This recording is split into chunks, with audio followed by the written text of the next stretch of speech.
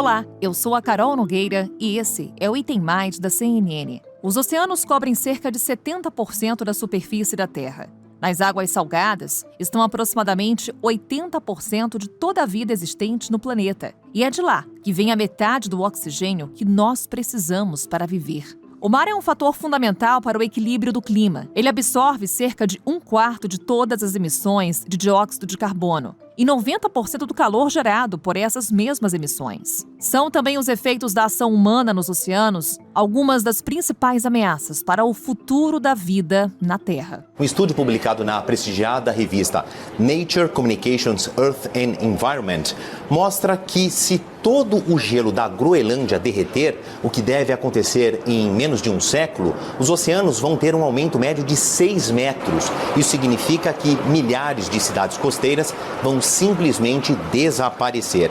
Em 30 anos, o degelo no Ártico dobrou de velocidade. Em 2000, nós, seres humanos, até tínhamos a chance de reverter essa situação. Tínhamos 50% de chance de reversão. Mas nós perdemos o bonde da história. Agora, em 2020, estamos vendo as consequências aí, por exemplo, da alta em alguns oceanos já por causa do fim do gelo na Groenlândia, por exemplo. A FAO, a Agência das Nações Unidas para a Alimentação e Agricultura, calcula que cerca de 10% da população mundial depende do setor de pesca e aquicultura para a subsistência. Mas a organização também aponta que 34% dos peixes marinhos são pescados além dos limites biológicos sustentáveis. Outra ameaça à vida marinha é o aumento da poluição. Anualmente, quase 10 milhões de toneladas de plásticos vão parar no oceano todo ano, né? É como se uma nova espécie tivesse surgido no planeta do dia para a noite e tivesse colocando em risco, né, as espécies marinhas, né? Porque uma tartaruga vai ver uma máscara dessa, vai pensar que é uma água-viva. Uma gaivota lá no alto voando vai ver e vai mergulhar e vai pegar a máscara pensando que é um peixe. Diante dos dados que apontam o impacto negativo das mudanças climáticas e da poluição para a vida marinha, a ONU realizou nesta semana a Conferência dos Oceanos em Portugal. Foi uma nova tentativa de unir esforços para reverter esse quadro. Nos últimos dias, 140 países discutiram temas como poluição, aumento dos níveis de gases do efeito estufa, acidificação e a elevação do nível dos mares. A preocupação com o futuro dos oceanos é tema deste episódio do Item Mais. No primeiro bloco, conversamos com a Raquel Neves. Ela é bióloga, pesquisadora da Universidade Federal do Rio de Janeiro.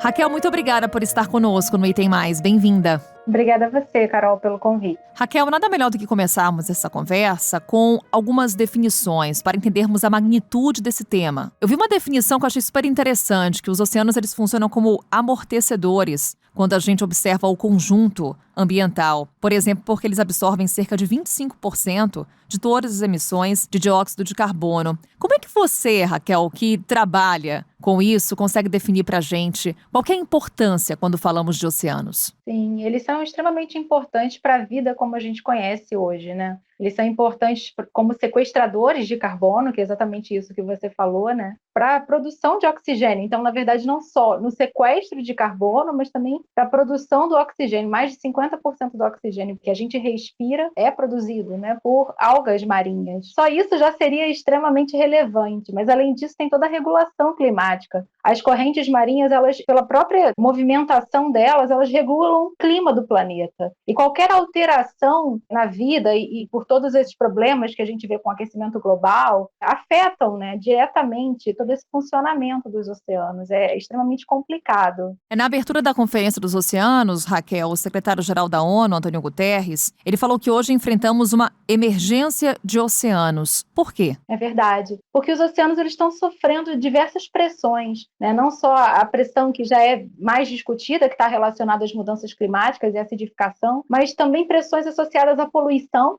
de diversas fontes, Carol. A gente poderia aqui tarde só conversando sobre poluição. Então, a gente tem a poluição de lixo, né, que é basicamente os resíduos sólidos que a gente vê, o plástico aí, que é um grande vilão. Temos a poluição por esgotos domésticos, industriais, produtos químicos, produtos que são liberados no esgoto, que não têm tratamento eficaz. Então, não é só a questão da matéria orgânica liberada, mas de todos os compostos químicos e poluentes que a gente usa, né, que estão associados ao nosso dia a dia, que o nosso tratamento não é eficaz para remoção. E vamos pensar que nós somos muitos, né? A taxa de crescimento humano nas últimas décadas foi absurda. Então, a pressão que os oceanos vêm sofrendo, né? Até para a questão do consumo, né? De todo o pescado, os estoques eles estão sendo extremamente usados e tem uma sobrepesca muito grande, né? A gente já sabe disso. A FAO, assim, em todos os relatórios da FAO, a gente só vê aumentar quando eles falam dos recursos pesqueiros que estão ameaçados. Então, tem a questão do uso também da costa, Carol. A sociedade humana ela se aglomera nas regiões costeiras, né? E todo esse aglomerado de pessoas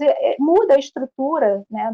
Por exemplo, de regiões costeiras. Então, a gente tem aterros, tem toda uma pressão também de turismo que afeta ali a biodiversidade, afeta os ecossistemas. Realmente é alarmante. E quais são os riscos dessa emergência que você detalha pra gente, Raquel? Os riscos são a própria manutenção da vida humana, né? Porque sem os oceanos, sem os usos que a gente tira dele para a economia, né? Considera as atividades econômicas associadas, a questão da regulação climática, a questão da biodiversidade por si só, cara. Parte dos produtos que a gente usa hoje em dia, a gente tem, as pessoas nem conhecem, né? Mas a gente tem remédios, fármacos, cosméticos que são produzidos com base em compostos que vêm de organismos marinhos. Então, a gente usa oceanos e a biodiversidade marinha para diversos fins. Qualquer alteração drástica ou mesmo mudanças que não sejam significativas na nossa rotina de vida podem afetar não só a manutenção dos oceanos e da biodiversidade marinha, mas também a nossa própria manutenção na Terra. Você coloca para a gente os desafios, Raquel, mas é possível associar uma economia azul, que aí engloba uma série de atividades fundamentais, com a preservação dos oceanos, diante do tamanho desafio que você nos apresenta? A gente tem que acreditar, né? Se a gente não acreditar,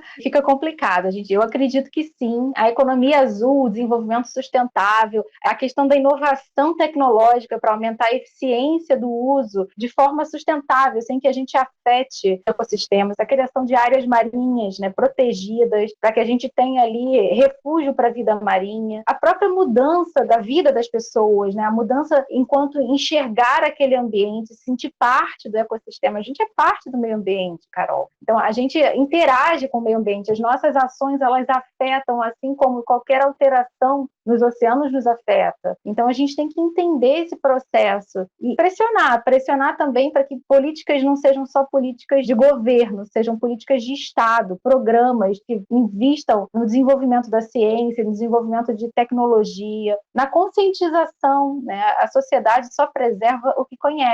Então, a gente precisa conscientizar as pessoas da importância desse ecossistema, da importância dos oceanos, para que elas possam preservar e fazer a parte de cada uma, né? Nós temos responsabilidade pela preservação dos oceanos, todos nós, né? Para as próximas gerações poderem usufruir o que a gente usufrui. Nesse ponto da conscientização da população, estamos falando de um tema que está em evidência desde a Rio 92, foi quando esse pensamento começou a ganhar força, esse debate ambiental, esse debate climático. De lá para cá, a população está mais consciente, inclusive para cobrar ações governamentais, cobrar ações da própria iniciativa privada para que ela também se mobilize, para que também exerça essa cobrança sobre os governos? A Rio 92, como você falou, foi o primeiro grande evento, né? Então foi extremamente importante para o início dos debates. Mas eu acredito que as coisas acabam sendo muito discutidas, as discussões elas são extremamente relevantes, mas pouco de fato é feito, pouco de fato chega à sociedade. A gente precisa que as coisas sejam implementadas, que as ações sejam de fato efetivas, né? E isso começa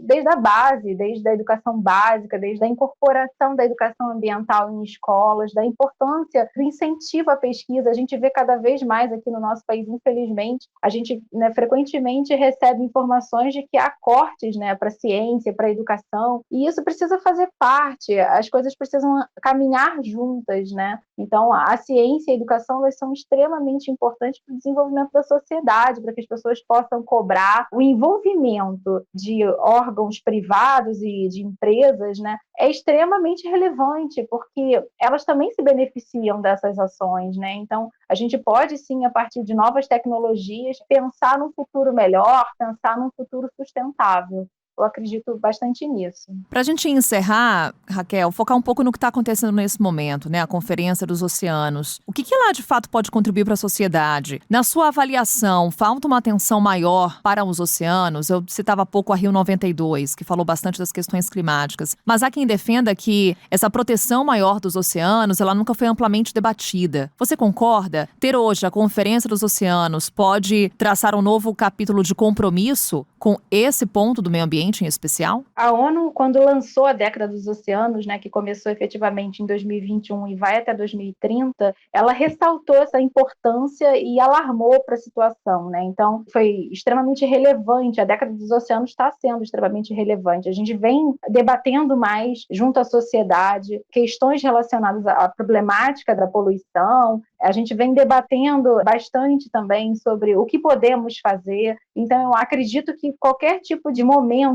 a gente aqui agora, né, discutindo sobre a preservação dos oceanos é extremamente relevante. Então, qualquer abertura que a gente tem, qualquer momento oportuno é extremamente relevante para que as pessoas conheçam, para que as pessoas saibam, né? Então, além disso, acredito que políticas e programas junto a essa discussão também vão surgir, né? Na Europa, a gente já tiveram diversos, né, projetos e programas vinculados à Década dos Oceanos. Então, posso citar o exemplo de Portugal, né, que lançou em 2020 um fundo de desenvolvimento para a vida do mar e para tecnologias, né, inovadoras para o desenvolvimento sustentável no mar. Então, o Brasil ele ainda está um pouco atrás, está caminhando de forma lenta, mas a gente ainda tem aí 8 anos, né? Então, pode ser que nos próximos 8 anos a gente veja um maior incentivo a questões relacionadas ao desenvolvimento sustentável e à vida no mar, que é o que a gente espera, né? Todos esperamos, sem dúvida. Raquel, obrigada por essa conversa aqui no Item Mais e volte sempre aqui. Obrigada.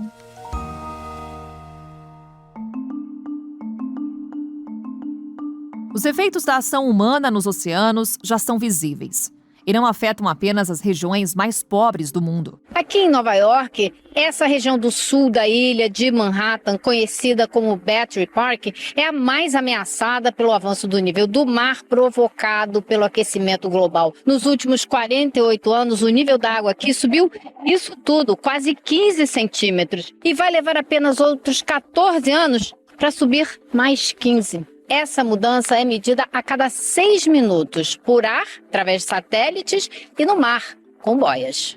Cercada por água, a ilha de Manhattan é um desafio para os engenheiros. A elevação do nível do mar ameaça construções mais próximas da água e os mais de 1.000 quilômetros de linhas do metrô, que o Estado espera proteger com uma muralha de contenção e novos sistemas de drenagem.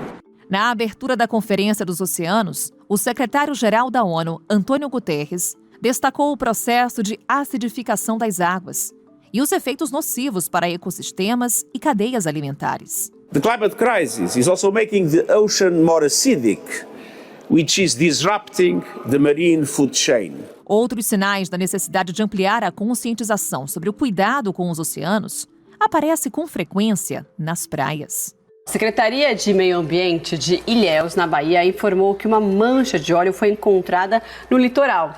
Segundo a Marinha, foram recolhidos cerca de 500 quilos de um material não identificado misturado com areia na praia de Juerana. Autoridades do sul da Califórnia avaliam a extensão de um vazamento de óleo já classificado como um desastre ambiental. A contaminação das águas levou à morte de vários peixes, aves, além de ter obrigado o fechamento de praias. Na segunda parte desse episódio, vamos falar sobre os desafios para a preservação dos oceanos. Para isso, convidamos o Joseph Harari. Ele é oceanógrafo do Instituto de Oceanografia da USP. Joseph, obrigada por estar conosco no Item Mais. Bem-vindo. Obrigado pelo convite. Joseph, há pouco, no início desse episódio, falávamos sobre ações que degradam os oceanos. Pesca ilegal, despejo de resíduos em tratamento, acúmulo de plástico. Se há pouco apontávamos os problemas, queria falar com você sobre as soluções. Como garantir uma gestão sustentável das nossas águas? Os problemas estão realmente bem definidos. As soluções dependem basicamente de decisões governamentais e da sociedade. Então, nós precisamos controlar o despejo de resíduos no oceano, principalmente plásticos. Esse é o ponto fundamental inicial de tudo. Além disso, precisamos tomar cuidado com tanta emissão de gases na atmosfera que aumenta a temperatura da atmosfera, aumenta a temperatura dos oceanos e também modifica as condições oceânicas. Então, esses dois pontos de controle de despejos no oceano, controle de gases e outros poluentes na atmosfera são fundamentais para a recuperação da saúde ambiental do nosso planeta. Então, Joseph, qual que é o papel do indivíduo, da sociedade, das empresas, do governo na preservação dos oceanos? É possível delimitar deveres e responsabilidades de cada um? Com certeza é possível delimitar. Eu acho que a humanidade, que teve tanta capacidade de desenvolvimento científico, tecnológico, que nós temos atualmente desenvolvimentos extraordinários no campo da eletrônica, da medicina, da engenharia, da informática. Então agora está na hora da gente cuidar da nossa casa, do nosso planeta. E nós temos muita tecnologia que podemos controlar emissões, podemos controlar o despejo de poluentes e de materiais nos oceanos. Mas é necessário que haja um esforço coordenado, é necessário que haja um controle por parte de todos, desde o indivíduo até as comunidades, as sociedades e os governos. Se uma parte desse elo não colaborar, simplesmente vamos continuar tendo problemas muito graves, infelizmente. Mas eu tenho uma esperança boa. Acho que nosso desenvolvimento tecnológico pode realmente resolver esses problemas. Nós temos o problema, evidentemente, que temos necessidade de produzir alimentos, produzir bens para a humanidade. Mas agora está na hora da gente cuidar da nossa casa. A nossa casa não pode estar poluída, não pode estar deteriorada. Então, todo o esforço tecnológico agora deve ser voltado para o controle da poluição, o controle da emissão de plásticos, o controle da emissão de gases. E aí sim, nós vamos realmente recuperar a saúde ambiental do nosso planeta e dos nossos oceanos também. É uma discussão mundial, Joseph. Haja vista inclusive a Conferência dos Oceanos. Mas corre-se o risco de deixar as pessoas mais impactadas pela poluição dos oceanos de fora dessa agenda de discussões? Nós temos que ter governos responsáveis. Então, na verdade, os governos devem ser representantes dos povos, da sociedade. Então, considerando que deve ser o desejo da sociedade de ter oceanos com boa qualidade ambiental, é necessidade que os governos coordenem as ações da sociedade. O governo deve ser o representante do povo e o povo deve ter isso como uma meta. O governo deve ter isso como uma meta. Agora, se não houver uma colaboração de todos, dificilmente esse objetivo vai ser alcançado. Eu acho que a maior parte da população, a maior parte dos governos, que é a necessidade do controle da poluição, do controle das emissões. Então, esse tem que ser o futuro. Se não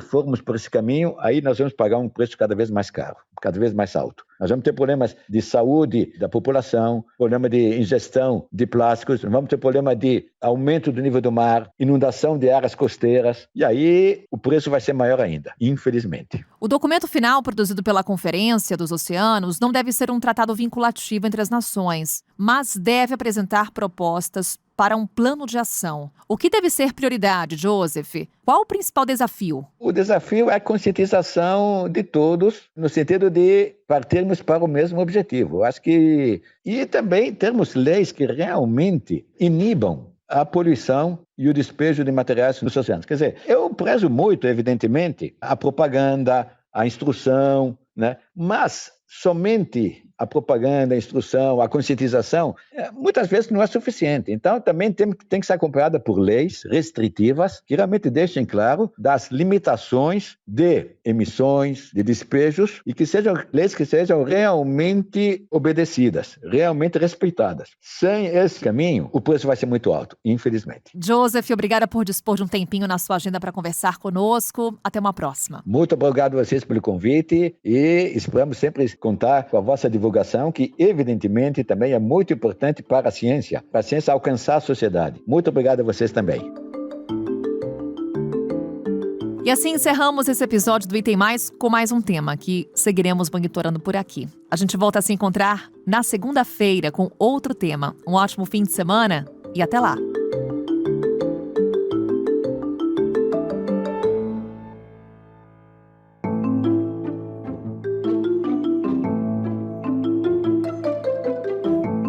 Com a minha apresentação, Carol Nogueira, este podcast foi produzido pela Maremoto para a CNN Brasil.